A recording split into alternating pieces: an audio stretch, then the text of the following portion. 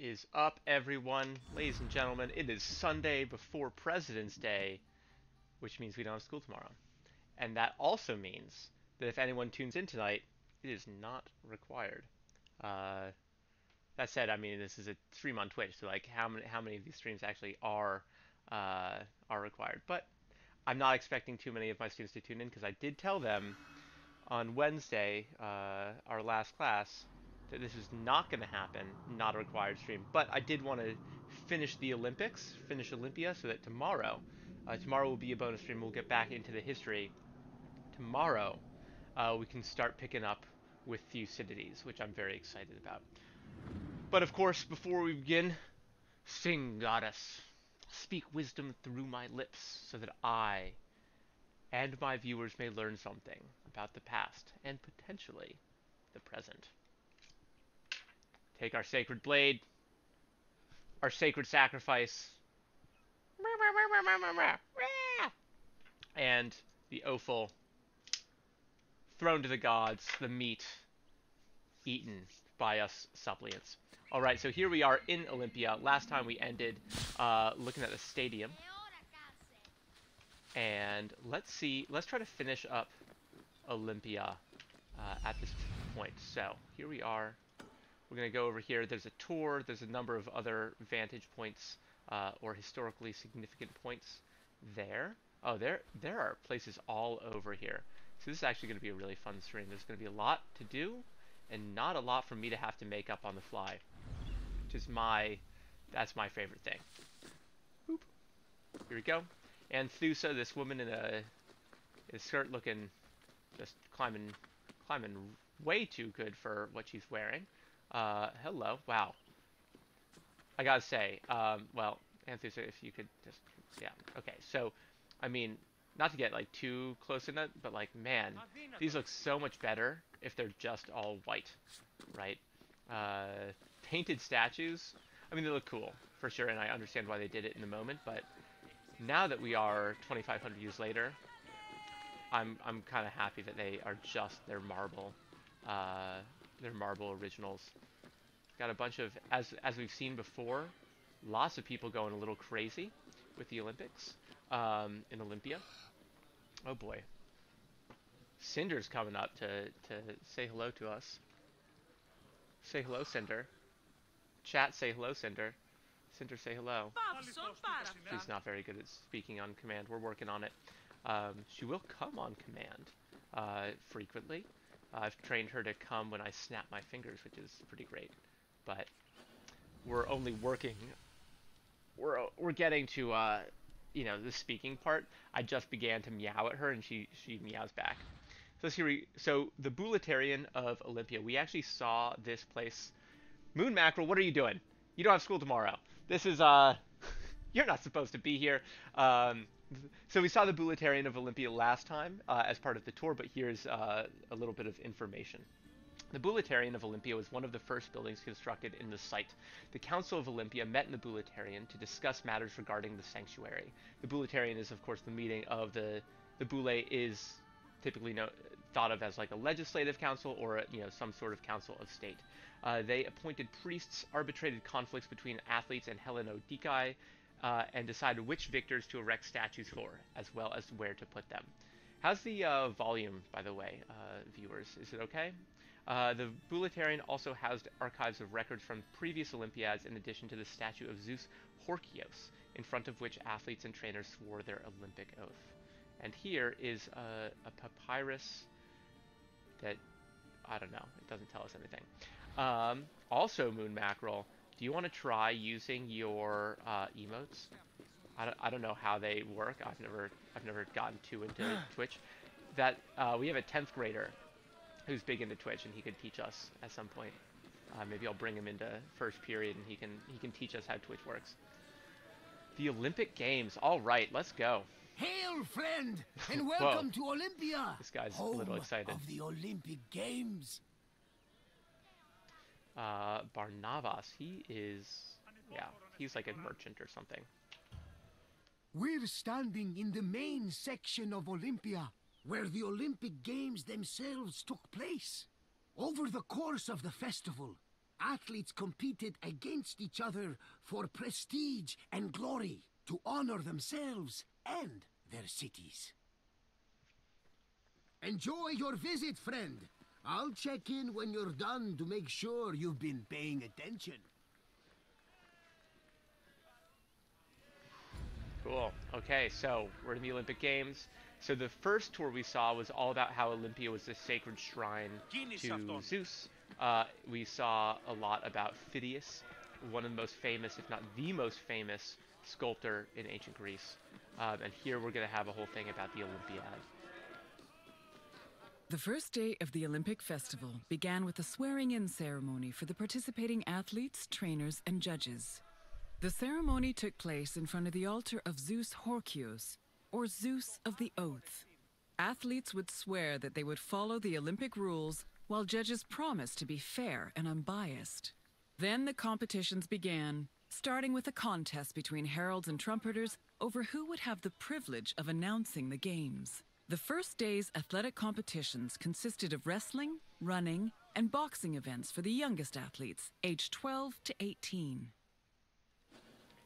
I love the idea of them starting the competition with the buglers competing, and I kind of wish that we had that in our own Olympics of like the judges competing for who has the right to judge the games or announce them or anything like that. The competition of heralds and trumpeters was introduced to the Olympic Games in 396 BC.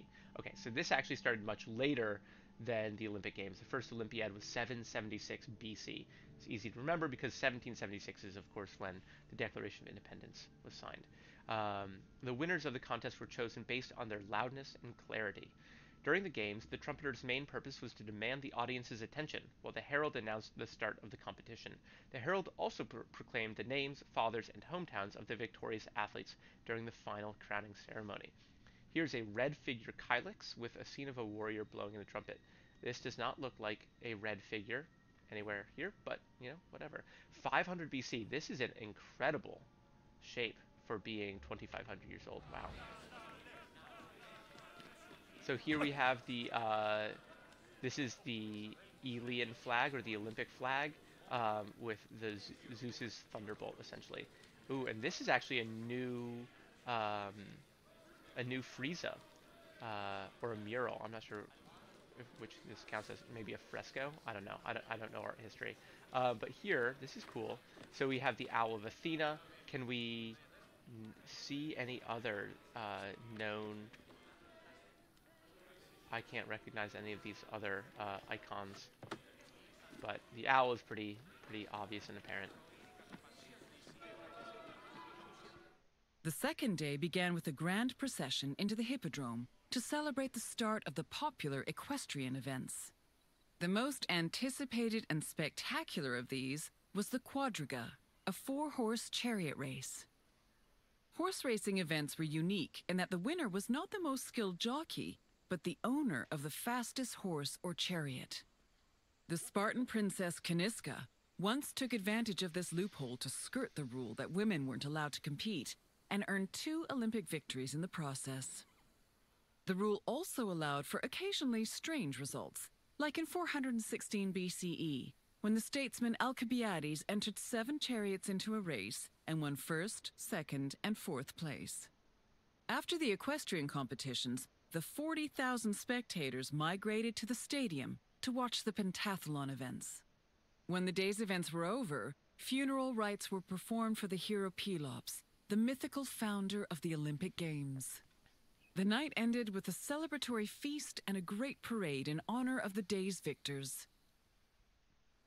Cool. Hippo, of course, we've talked about this, means horse. So hippodrome is where the horses compete. Quadriga racer crowned by Nike, Nike being the goddess of victory. So this is Nike right here. And we've seen the winged Nike of Samoth race. And that's the famous statue, headless statue now in the Louvre. The Athenian statesman Alcibiades once bought and enrolled 7 chariots in a race. This turned out to be a good investment as his purchase ended up winning 1st, 2nd, and 4th place. That said, good investment. Oh, I need to remember that I need to wait till the end to say anything, because I usually have my persnickety answers, or my persnickety questions answered So let me hold on to that. Alcibiades' victory earned him an enormous feast and an equally enormous boost in popularity. He leveraged this popularity to wield considerable power over Athens' other politicians, and would often reference his Olympic feat to get people to take his side on a variety of issues. This backfired spectacularly when Alcibiades convinced Athens to send a military expedition to Sicily. The expedition ended in disaster and signaled the beginning of the end of Athens' power. Yes, that we will see that in several months. Alcibiades becomes one of the most important people in Greek history, and it doesn't all start here. He was raised by Pericles and tutored by Socrates, but yeah, I'm not sure how this turned out to be a good investment. I'm not sure how good of an investment this was, as it was incredibly costly, very expensive, and it eventually led to the overturning of a political dynasty and a, really an empire. So this is Alcibiades at Olympia. Athletes were primarily from the upper class. They had to be rich to afford the expenses of training and their participation in the games. Alcibiades, an aristocrat from an eminent family, was one of these very wealthy athletes. He was an Alcmaeonid from Athens, and we've heard about them a number of times so far this year.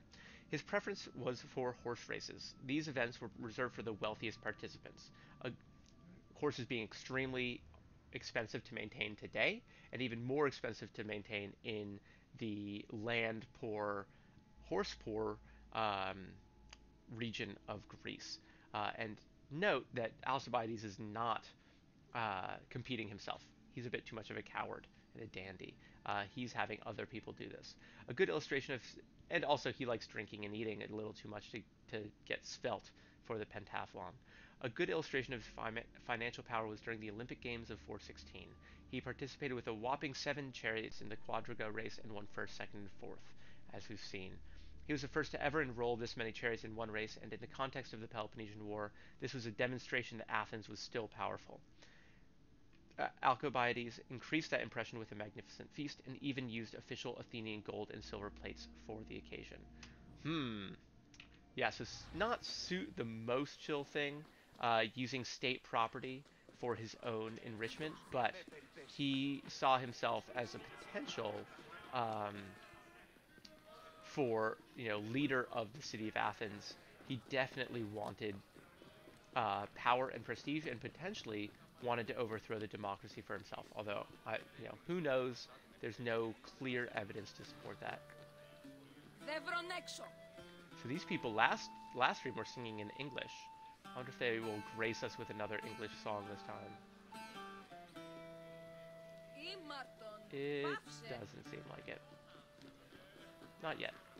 Victory at the Olympic Games was one of the highest honors a mortal could achieve, and there were several ways to immortalize that honor.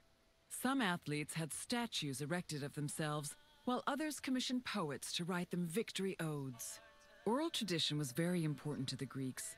These odes, called eponychia, were often composed by the finest poets in the land, such as Pindar, Simonides, and Bacchylides.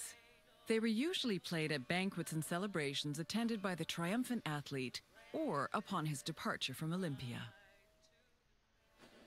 Cool. I do like this idea of, what you win is glory and eternal fame. And, the writing of something that potentially gets passed down does mean immortality. It doesn't mean that you get to live, but it does mean that your memory lives on forever. And I like the idea, I've heard this before, that you die twice. Once when you breathe your last, and second when someone speaks your name for the last time. And here, just take one example, Pindar. He's still living, right? He's from the 6th and 5th centuries BC, and we are still talking about him because he wrote things down. He was a Greek poet who originally hailed from Thebes. He was very sought after in his time and composed several odes for victorious athletes. Pindar's, of course, we don't get those athletes in this little bit, so we're not helping their immortality, but we are helping the poet's immortality. Pindar's popularity earned him commissions all over Greece, from Sicily in the west all the way to Cyrene in North Africa.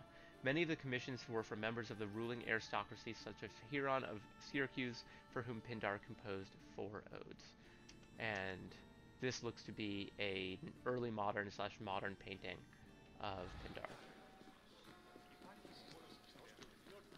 We're going to continue along this path.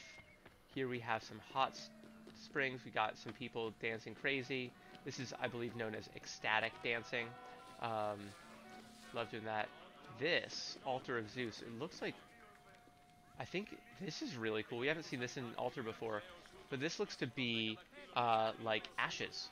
You can kind of see bones and other refuse. Ooh, cool texture. Yeah, so this is all the refuse from this altar, where hundreds of animals have been slain, sacrificed, and burned. And here is one such animal who's just waiting. Can I climb on him? No, I can't. But yeah, that's a very cool little detail. Going close to the stadium. This might be where we are racing. The Pentathlon took place at the stadium on the second day. As its name implies, it was made up of 5 events: discus throwing, javelin throwing, jumping, racing, and wrestling. There are several differences between the ancient version of events and their contemporary counterparts. For example, ancient long jumpers held weights in their hands to give them momentum to launch, since there was no run-up before the jump.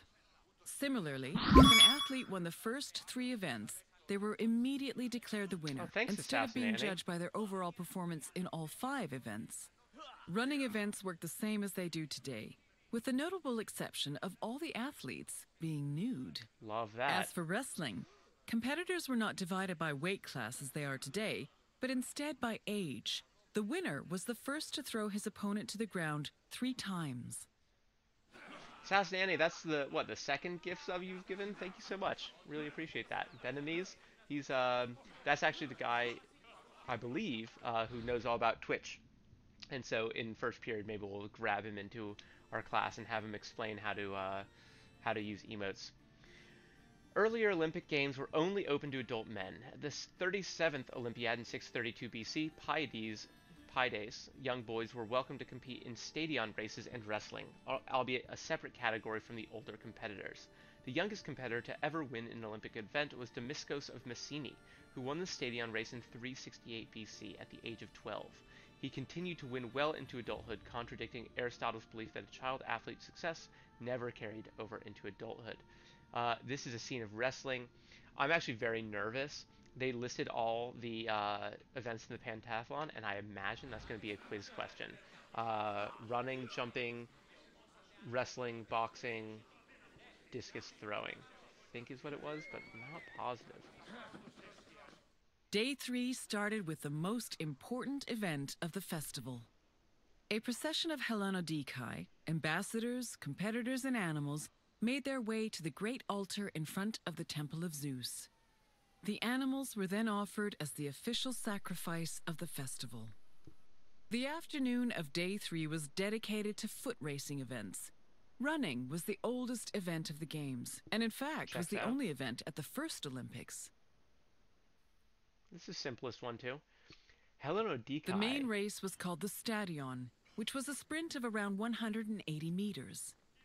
The winner was granted the honor of lending his name to the 4-year period between the Games. This period was known as the Olympiad. The 4 years that followed the first Games in 776 BCE were known as the Olympiad of Coroebus of Elis, the first Olympic champion. Once all the competitions were over, a public banquet was held in the Prytaneon to celebrate the day's victors. So were the Olympics only 3 days long? It's interesting to me that all the sacrifices weren't at the beginning, but instead on day 3. And I wonder if that's because day 3 is the end, because they just talked about the wrap up. Also, Hellenodikai. I don't remember. I think we learned about those last time. I don't remember what those are. Running events were it would make sense if it's like ambassadors from all over Greece, all over Hellas, some sort of diplomatic. I don't know. I'm not sure. Let me know in the chat. Hello, Mentor Maximus. Hello, Draydog007. Love the name. Running events were categorized by length. The stadion race was named after its unit of measurement. In Greece, a stadion was equal to about 180 meters. The Dialos race was twice the distance of the stadion, as runners had to run the length of the track, then run back. Its name was derived from the aulos, a flute whose V-shaped matched the round trip of the race. So there's an aulos, and then there's a diaulos, which is probably what they're talking about, which is like I'm doing a terrible job trying to show you what dialos looks like. It's basically, it comes out like this, and as my TA Montana will tell you, it sounds like a kazoo. She probably just means that, she's probably just saying that because she loves the kazoo, but I imagine it sounded terrible. The Dolikos was a long-distance race where competitors ran approximately 20 or 24 times the length of the stadion. Since it was less exciting to watch than a shorter, fast-paced race, the Dolikos served as an opening event. I definitely love having you in my class. I'm not gonna guess. I have too many students to guess. I have a couple. No, can't do it. I'm sorry. Day 4 was mainly for combat events. Wrestling matches were held in the morning, followed by boxing and pankration. Oh, good. Here we go. Pankration was a no-holds-barred mix between wrestling and boxing. Almost all moves were permitted, except for biting, poking the eyes or mouth, and striking the genitals. The event was very popular, and it was seen as the ultimate expression of strength and technique. Later on in the afternoon, there was a unique racing event called the Hoplitodromos, or race in armor. In this event, competitors wore a helmet and held a shield to simulate running in the battlefield.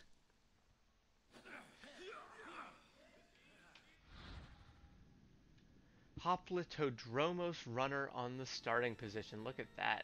You can barely... yeah, so he's got the full shield, he's got the helmet, he's ready to go, and then we got the classic swastika, or something, that... but, you know, obviously means something different back then. The Hoplitodromos originated in 520 BC at the 65th Olympiad.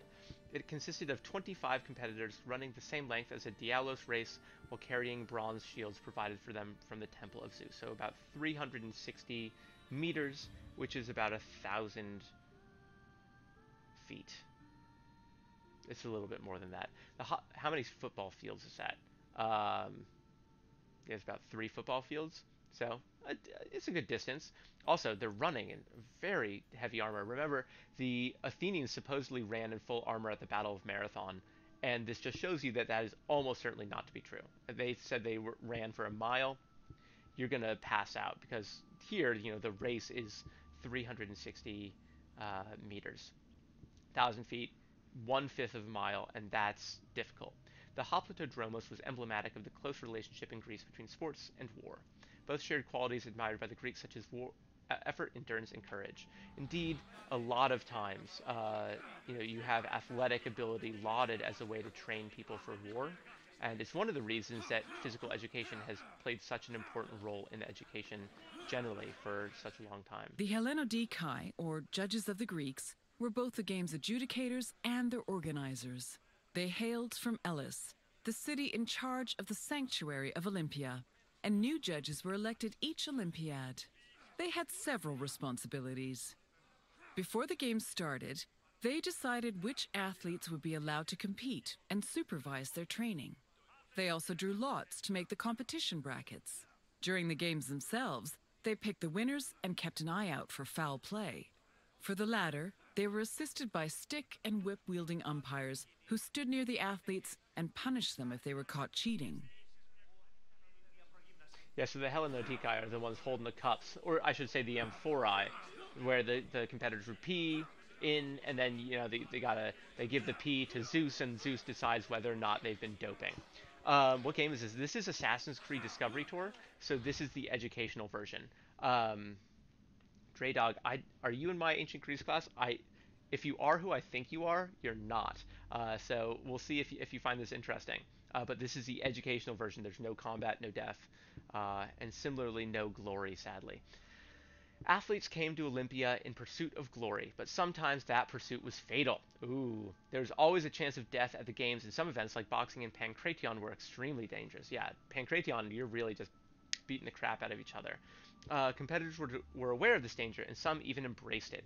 In fact, before events, many athletes prayed for Zeus to grant them either victory or death. Hardcore. God, could you imagine if the Olympics happening right now were like that? Um, Arguably the most infamous death was that of Eurytion. A two-time pankration champion, Eurytion was looking to win a third title for himself in 564. He made it all the way to the final match, but then his opponent put him in a stranglehold. Oh, this is so good. Desperate to escape, Eurytion kicked hard at the opponent's foot, dislocating it in the process. The pain caused the opponent to submit to the umpires, but at the same time, Eurytion tried twisting out of his grip. The movement snapped Eurytion's neck and killed him. But since his opponent had submitted mere seconds before, Eurytion was still declared the victor. Hardcore, I know. It's boring if education's not your thing. I get it. Um, Nevertheless, I appreciate you tuning in and supporting this channel a little bit. So here we have, these are where the Hellenodikai are going to be recording the competitors.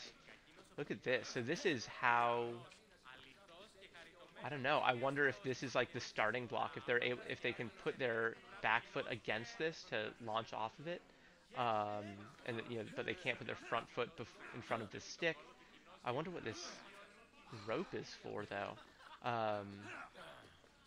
Obviously, a huge degree of detail for something that, I cannot make heads or tails of. Here are the treasuries that we saw last time. This is where all the gold and loot is going to be put by cities who are competing. Victory in Olympia was one of the most prestigious honors in all of Greece. Not only would victors be showered in glory in their home city, but their names would be known across Greece. The temptation to glory led some athletes to break their oath to Zeus and cheat. This could be dangerous, as there were many possible punishments should cheaters be caught. They could be disqualified and fined, or if they were caught cheating during a match, they would be beaten by nearby umpires. Love that. The most powerful deterrent of cheating, however, was shame. At the foot of Mount Kronios, and on the way to the stadium, were a group of bronze statues called Zanes, the plural of Zeus. These statues were inscribed with the names of the cheating athletes, how they cheated, and the fine that was imposed. The Zanes, which were funded by cheaters' fines, were strategically placed to be highly visible. Individuals or even entire cities could be found guilty of cheating. What up, Hestia? I love this. Okay, so what we just heard, God, I wish we had more of that in modern sports. The umpires would beat cheaters. That's so... Can you imagine, like, someone has a false start in a race, and then all of a sudden a bunch of Hellenodikai just swarm them and start beating the crap out of them with whatever. I don't know. But here's a Zane. Wow, this is actually quite well preserved. Ambition sometimes led athletes to bribery. This was seen as extremely odious, as the game started with them swearing an oath to Zeus himself that they would follow the rules. And during the classical period that we're talking about in the 5th century, there's still an extreme amount of superstition regarding oaths and the gods. Even so, corruption still found its way into the games. Both the boxer Eupolis of Thessaly and the Pancratiast Callippos of Athens paid other competitors to let them win. Hellenodikai could also be corrupt, although incidences of them cheating were less common. So the Hellenodikai were all taken from the local area of Elis, and I wonder if because they're not brought in from all over the place, but they are from either one family or a small group of people trained for this purpose, if that helps instill in them a certain sense of pride and integrity. For example, in 372, a judge was suspected of corruption when he won 2 horse races, and as a consequence, his right to buy horses and chariots was suspended. Yeah, judges should not be able to enter. That seems like a pretty obvious point. That's what we call moral hazard. Got a little Kylix right here in the middle. Watch out, dude. Someone's gonna knock this over. So that someone might be... Okay, I guess it's not gonna be me. I wish I could drink it or pick it up. I believe... Oh, so this is a Temple of Hera, which we saw last time. Super cool. And does anyone remember... Here's a quiz for you guys. Does anyone remember what the games for women were called?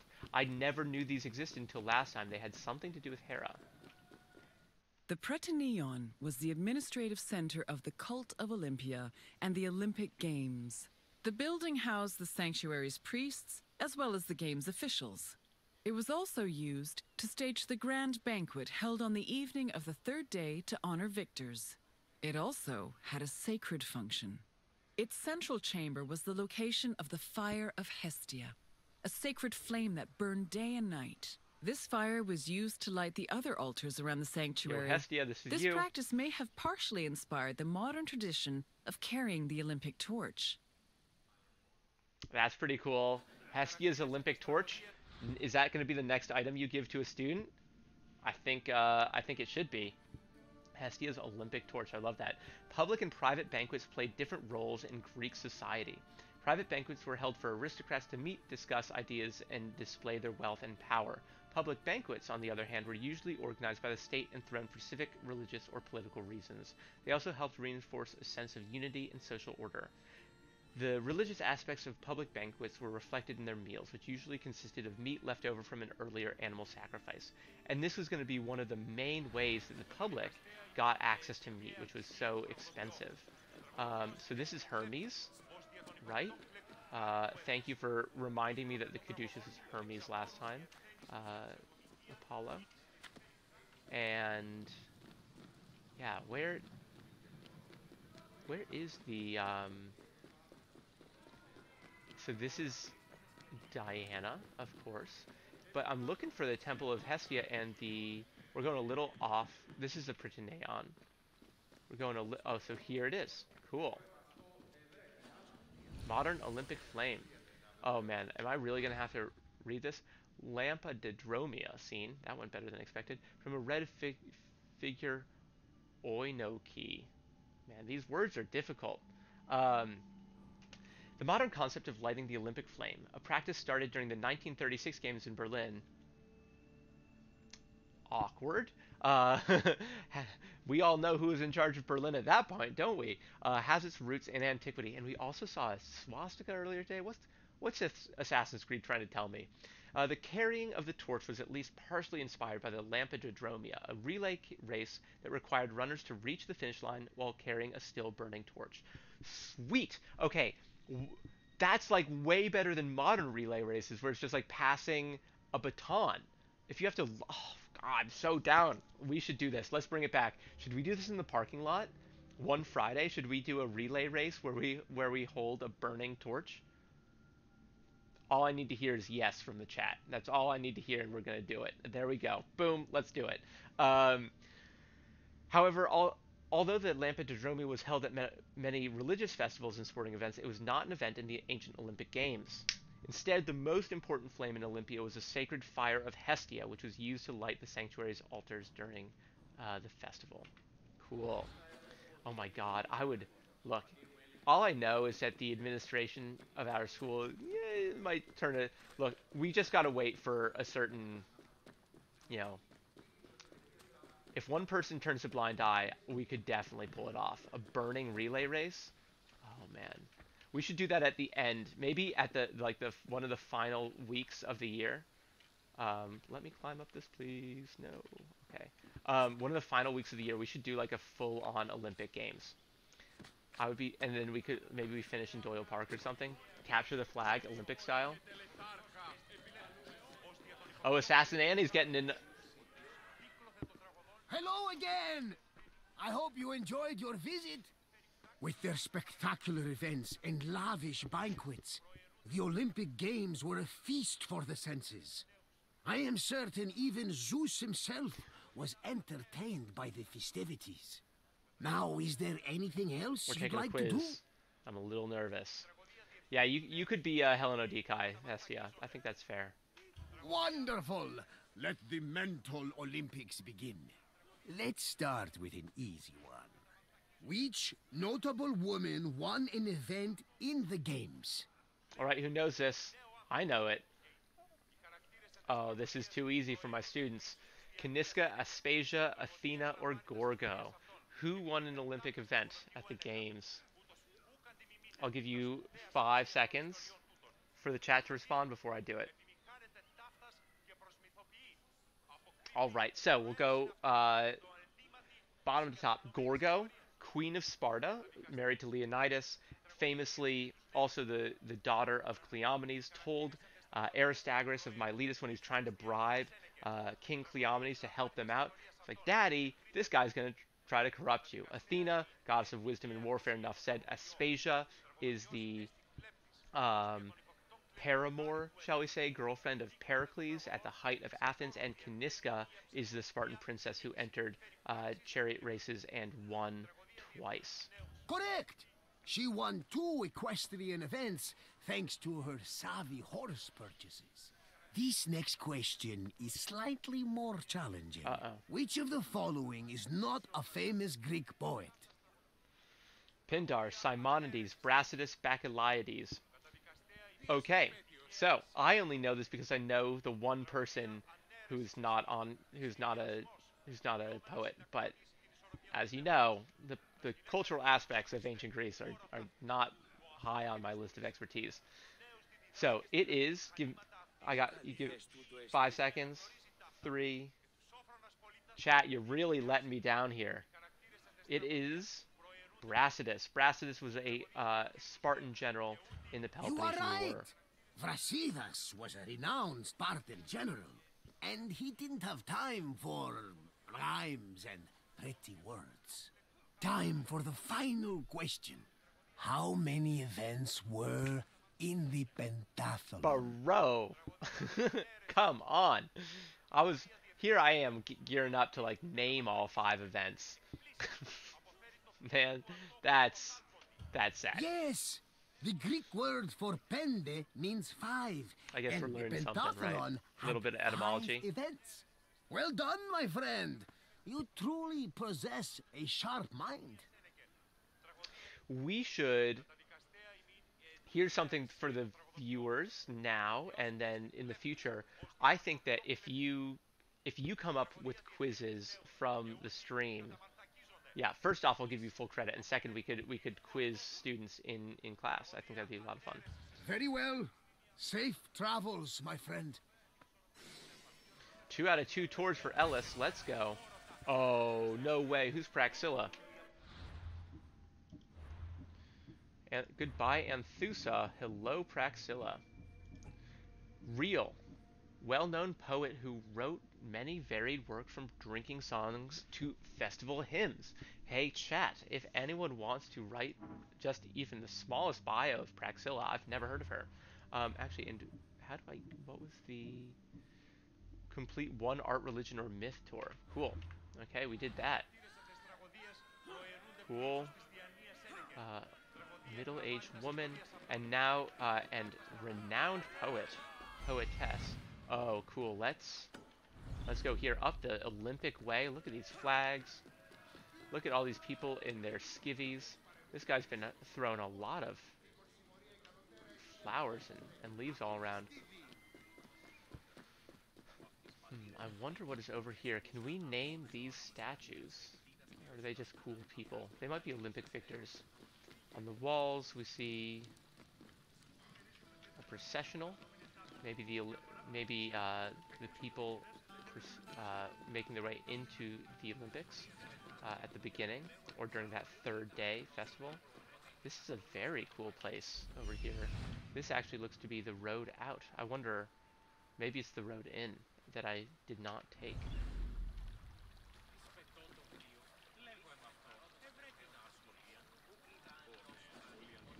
Claudeos. The Alpheos River, a tributary of the Claudeos at ancient Olympia. So here's the river. Fluve. So this means River Alpheus. In ancient Olympics were the... What was this? I imagine, yes, there was the polis pride for sure. And when people came back to their home polis, they would be, regaled, and, decorated, and there'd probably be a public banquet in their honor. That said, there was, yeah, though it is, that said, it's still very much like today where the people are competing on their own auspices. So they are individuals who are self-financing. But yeah, there's definitely the same kind of civic pride. The Cladeus River borders the western side of Olympia. Its name comes from the river god Cladeus, who, according to Pausanias, shared an altar with Demeter behind the sanctuary's temple of Hera. Originally, Olympia's gymnasion and baths were erected along the river's banks, but part of the gymnasium was destroyed when the river changed course in the 4th century CE. The river's new trajectory, along with flooding from the Alpheus River in the Middle Ages, buried Olympia in approximately 4 meters of silt, and the site was only rediscovered in the 19th century. Whoa, that's really cool, and I wonder if that's one of the reasons we've had some pretty good,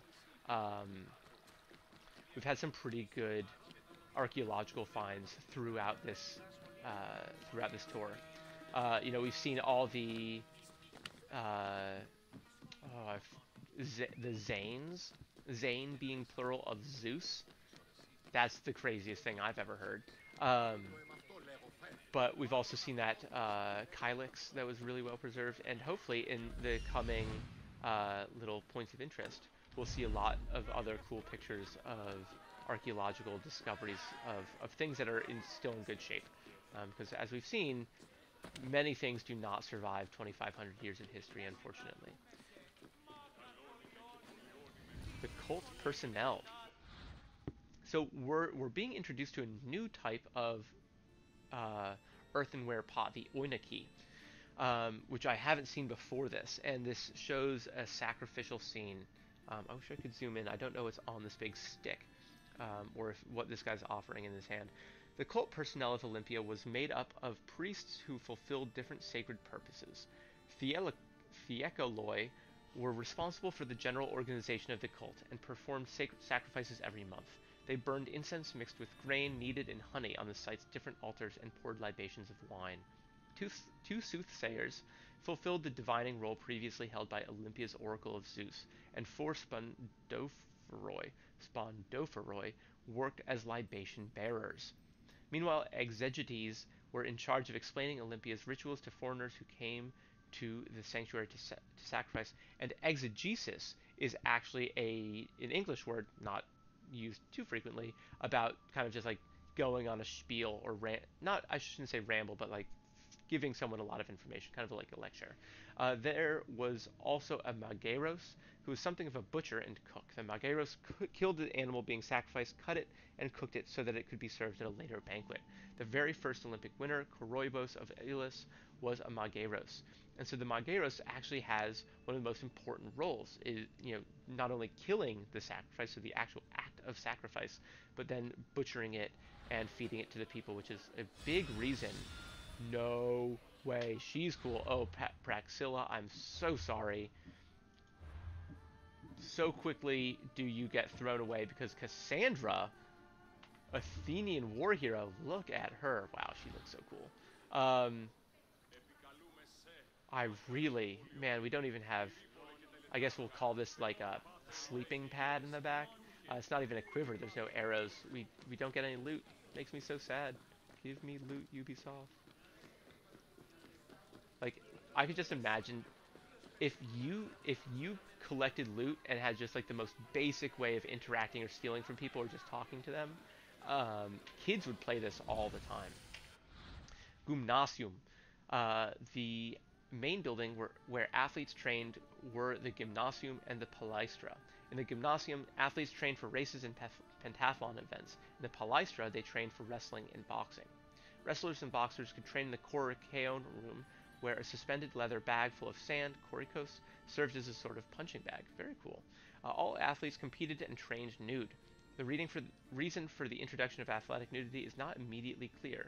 The etymology of gymnasium pointed to nudity, as the Greek word gymnos means nude. I say gymnasium because I was introduced to this word by a couple Austrian girls I lived with when I studied abroad in high school, and they call like middle school or high school gymnasium, which comes from the same thing, except it also means naked, so that's a bit odd. I wonder if it was to prevent cheating, or to kind of, I could imagine it being like, if we're competing, we bear ourselves completely, right? There's nothing but ourselves in this competition. He says that, according to Thucydides, this innovation came from Sparta. He says that Lacedaemonians were the first to practice sports naked. Tradition says that Acanthos of Sparta, who won the Dialos and the Dolikos races in the Olympic Games of 720, would have been the first to do this. So that's very soon thereafter the first Olympics in 776. So 56 years later, we have a Spartan running around naked. But Pausanias had another version of the story. He tells that the first to run naked in Olympia was Oropos of Megaris in 720. He supposedly did this believing that nudity would help him run faster. So I saw this hilarious YouTube lifter. Can't believe I'm about to tell this story. But he's like, you gotta do your lifts fast. You gotta go quickly. Do your deadlifts as fast as you can. The way I do this is I strip naked in the gym, and that means I'm so embarrassed that I gotta do it as quickly as I can before I can pull my pants up. And so then this YouTube video is then, oh, look at this. This is like a nice tribute to the thinker, right? This YouTube video, then him dropping trout in the middle of a gym, and doing a bunch of deadlifts, and then like snapping his pants back on. So this is that weighted bag of sand that people. So we're in the. Interesting. So we're in the Olympic gymnasium, right, where people are supposed to be training for pentathlon events, but here we have punching bags, which would signify it's the palaestra, which is where people, that's where the wrestlers and the boxers practiced. Preparation. Here's an Attic red figure cup depicting an athlete preparing himself by pouring oil from an auribulus into his left hand. So I guess he's, I don't know, behind him is a discus and 2 javelins. So because olive oil is used for literally everything, I guess also to help someone's grip or lack thereof. Maybe if you're throwing something you want it to be oily and kind of slippery, that would make sense. Oiling up their bodies was very important for athletes as they trained and competed completely naked. This process served to soften the muscles, offered skin protection against the sun, and helped to regulate body temperature to avoid dehydration. Athletes stripped and then covered their bodies first with oil and then with fine sand. Oh, how scratchy and itchy. Oh. The use of oil on the bodies of athletes may have also had an aesthetic purpose. For wrestlers, it was also a functional choice. When oiled bodies got covered in dust, it increased the grip on their opponent. And probably vice versa, their opponent's grip on them, right? That is interesting, though, trying to wrestle someone who's all oiled up must have been quite challenging. Let's see, where some more discovery tours. Not tours, but... so we have to go to the other side of this. Oh, here we go. So we're going to go down underneath this temple to Zeus. We're going to go past his sacred olive tree. Gotta have a sacred olive tree. I do really love these polytheistic traditions. Group games.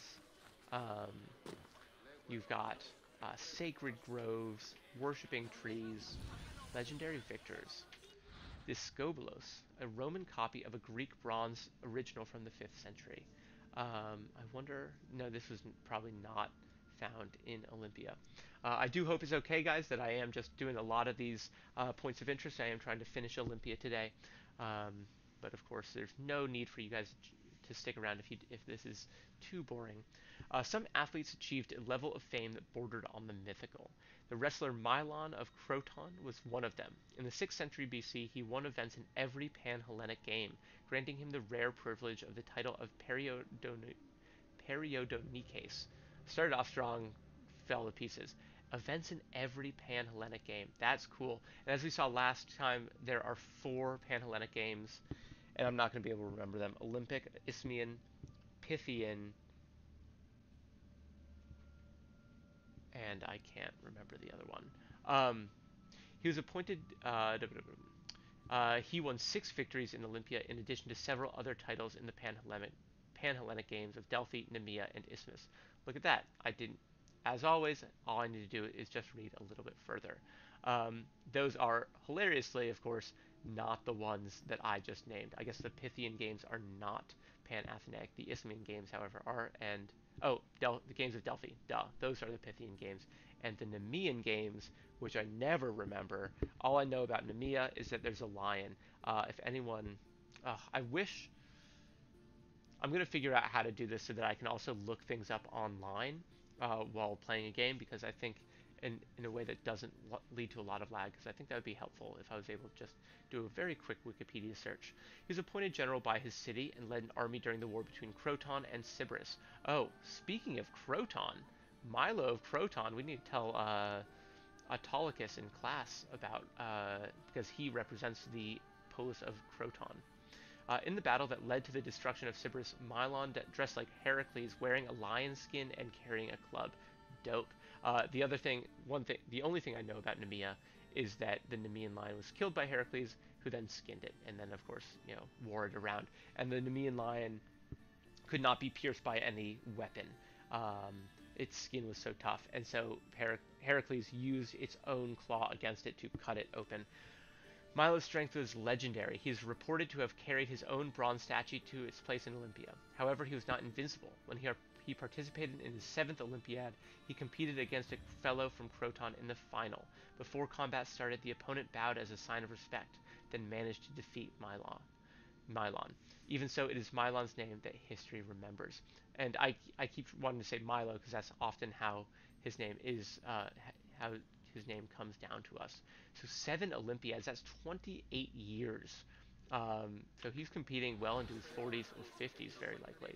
And this is a guy named or actually it's probably not a guy named Discobolus. It's probably, Discobolus is what we call someone who throws a discus. Otherwise, that would be a little too fitting. So the Nemean games are also a Pan-Hellenic game. I need to remember that. If anyone wants to do a little bit of research on a Pan-Hellenic game, I'm all about it. Heroic cults, man, they really, they went to town in Olympia. Man, there's a lot of writing. Heracles stealing the Delphic tripod. Hilarious. Oh my god. You're not supposed to do this. This is a sacred tripod. What are you doing taking that? And this is Heracles, and that's a Heracleos. This does not look like a lambda, although, let's be real, I'm going to leave it to the Greeks to spell their own words. Ancient Greek heroes were viewed as intermediates between gods and men. Consequently, hero cults were a distinctive feature of Greek religion. And again, I always talk about this, but that spectrum of divinity from mortal to immortal is much more of a spectrum than it is today, right? We have a very sharp demarcation between the divine and us, and I really like how mortals could try to ascend that or move along that spectrum. Most heroes originated from heroic epics, such as Pelops and Olympia, but this equality was not always necessary. For example, Erechtheus of Athens had a local hero cult without ties to an epic. On some occasions, extraordinary humans such as the founders of cities could also become the objects of a cult, like Brasidas and Amphipolis. That's interesting. So Brasidas, maybe I'm totally off base here, because it talks about people founding a city. Amphipolis, I believe, was not founded by Brasidas, but was conquered by him, and this was during the 420s, during the Peloponnesian War. Though, yeah, I'll have to look into that. Brasidas founding Amphipolis. And I will let you guys know that maybe in tomorrow's stream. So tomorrow's stream is going to be, we're probably going to look at the Athens. We're going to look back at Athens. We're going to do some exploration of the Delian League, so the polis that Athens subdues and turns into their empire. And that is probably Moon Mackerel. Let me know if you're, literally send me an email if you're not going to be able to make it tomorrow, because I think tomorrow is going to be Naxos. And if not tomorrow, then definitely Tuesday. Hero shrines, or heroons, were often constructed around the hero's real or suspected tomb. One exception amongst hero cults was the cult of Heracles. Heracles was considered as much a god as hero, and his cult was widespread. After he died, he did apotheosize and become a god. There were many large sanctuaries dedicated to the demigods, such as the Heraklion and Thasos, where he was viewed as one of the city's protectors. Okay, cool. You will make it. So Naxos, yeah, I think that's going to happen tomorrow. I think that the subjugation of Naxos by Athens is likely where we are going to end this next 2-week unit. So I'm thinking next Monday is probably when I'll give give a lecture up, and we will discuss the Delian League's creation and its transformation into the Athenian Empire. And that a big part of that comes from when they tell Naxos, yo, you can't be free. Like, yeah, we're not fighting the Persians anymore, but you don't get your independence. And so you, Moon Mackerel, are going to have to do some negotiating with with a certain naval power in Athens. Past this altar of Zeus, big Ophel. So this is interesting. They've actually done a pretty good job here too. Here are all the skins. I wonder if they would have been able to skin the beasts right there. We saw last time I'm not going to remember the name. It's like the hecatome. Oh, I think it's a hecatome. Are for the 500. Yeah, just a little bit of warning for you.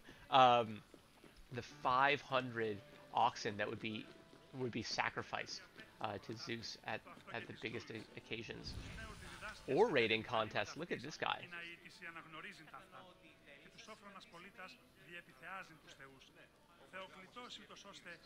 So this guy's just speaking Greek. And back in the day when we didn't have cell phones, people would actually just watch people talk for like hours and pay good money for it. Though not part of the official competition, the first day of the Olympic festival excuse me, featured recitals and teaching from poets and philosophers. Because Olympia was a public space, it provided these orators with an excellent opportunity to earn the ear of wealthy aristocrats, with the goal of turning them into future patrons. Patrons being, of course, rich people who pay for someone to continue working. Oral tradition was so important in ancient Greece that some pan-Hellenic festivals like the Pythian Games in Delphi, including orating contests as part of the official program. Cool. And let's actually, sorry, look at this bust. This, I believe, is Socrates, which probably makes it like Socrates, Plato, Aristotle, and then someone else. Man, this guy's maybe like, I didn't know that Aristotle's bald, though. Who knows? I wish they labeled them. Actually, oh, sorry, I was reading the date 509 to 27, and that is the Roman Republican period. I thought that might have been the dates of the philosophers, which would have helped me tell you which philosophers they were. So we're running up on an hour, and I think I'm going to call it, especially since I told you guys that this stream wasn't happening, and somehow you still tuned in. It's just going to be me cruising through the game a little bit. But I am so glad to have had the company. I really do appreciate your tuning in. It does make this all worth it. It is fun to play this game, but I would probably be playing the actual Assassin's Creed if not for an audience. Got to teach something. Already thinking about what I might do next year when I'm not teaching, which is terrible to say. I cannot believe it. I was thinking today about being in grad school. Part of being a part of being a grad student is that I'm going to have to TA, and teaching's like my favorite thing in the world. And now I do it a lot, so I'm not able to bring like 100% to every moment I teach. But next year, 1 hour a week, I'm going to teach, and those poor kids are really in for it, because I'm going to bring a lot of energy to that 1 hour a week I get. Red figure Lekythos with a scene of Pelops escaping with Hippodamia while Myrtilus falls from a chariot. So remember, Pelops is what the Peloponnesus is named after. He's like the founding god of Olympia, not Zeus, interestingly. That's one thing we've learned. Hippodamia is the bonny lass who he's just won, and Myrtilus, I believe, is I don't know. He didn't show up in the first time that we heard this myth. The sanctuary of Olympia, is very ancient. Its use goes back to the 3rd millennium BC.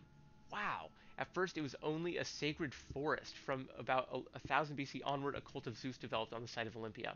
Wow, that's so awesome. So, in the 3rd millennium BC, the 2000s BC, there's a sacred forest, and we heard that its worship was originally to Gaia. So we actually do see in the mythological progress, in the myth history of Greece, they are aware of their kind of like the historical background.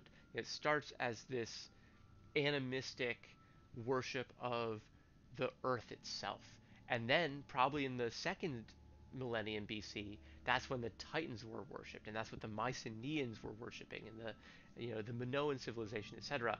And then we see the next stage are the Olympic gods, and you can see in the myths one being supplanted by the next.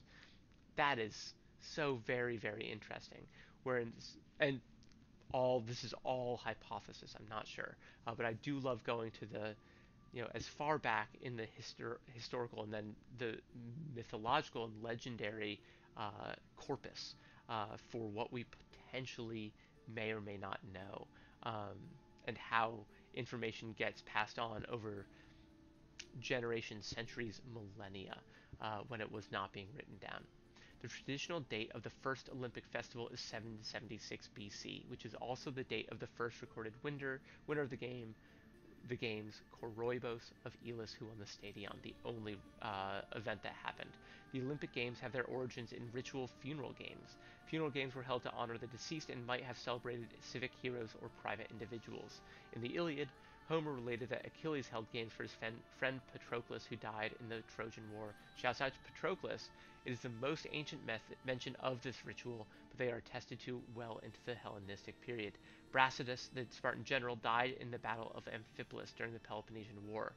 As I just mentioned, when they talked about Brasidas and Amphipolis, Brasidas being the honored hero in Amphipolis.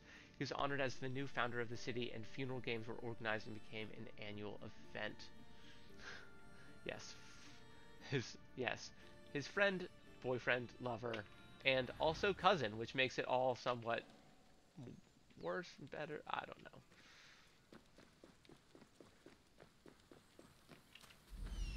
And the next one is just down here. So this looks like the hippodrome. Yep, we have the horses over here. And is this my horse? Can I mount any of these horses? Oh. Will they jump over this? No, they won't. Oh, sweet. Yeah, oh, actually, I need to show these poor, let's see, who's racing horse, obviously. Okay, we got a race. This is sweet. Let's get off this horse and get my racing horse. Here we go. And we're gonna run down these poor suckers. You're practicing on this for the stadion? Well, check out this Corvette I got. Yeah, I'm pretty sure this. Okay, am I wrong about this, or is this horse going very slowly? This is not a racing horse. I mean, I am kind of faster. Are we finally picking up some speed, or am I just going crazy? This guy's really slow. I bet Fangs is faster. Okay, we're just gonna try to get racing horse. I wonder.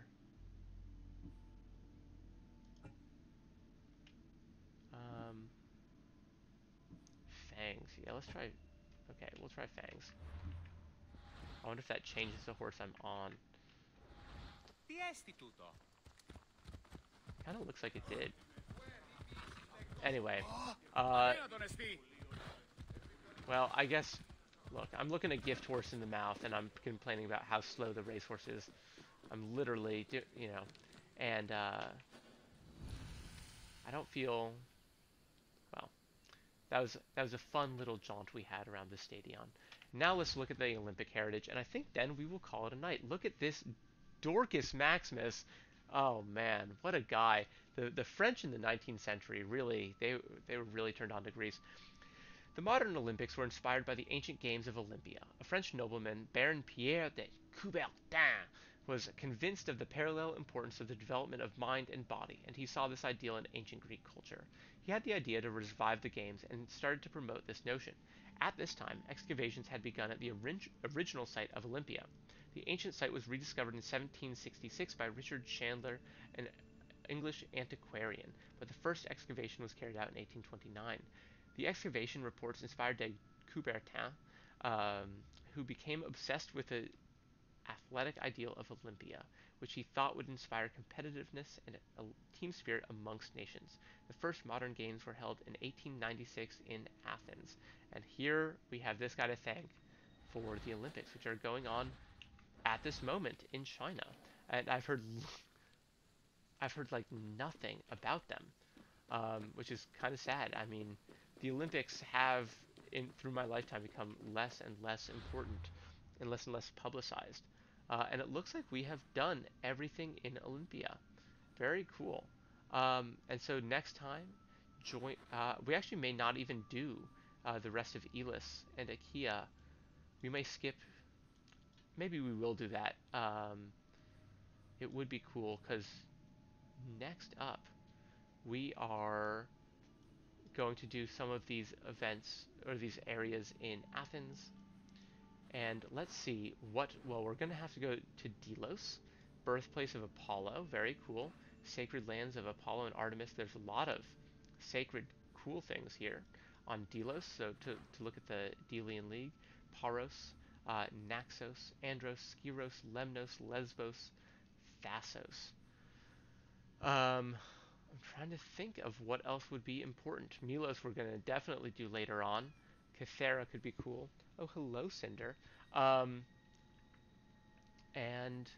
I don't know when we'll do Crete as well. We're actually probably, yeah, going to spend the next 4 weeks doing everything, ending with Kephallonia up here, right at the beginning of the Peloponnesian War.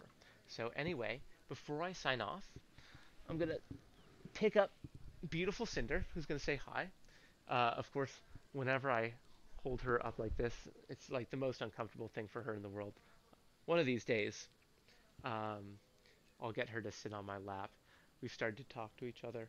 Yeah, she's super chill. Cinder, say goodbye to the wonderful audience. You wonderful students.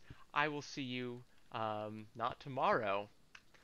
Shouts out to the presidents. But on Tuesday. And class on Wednesday. Do your homework. Although the people in the chat already have. So I'm not too concerned. Then I need to do my homework. Good night, guys. Thanks for tuning in. And I will see you tomorrow on the stream. Adios.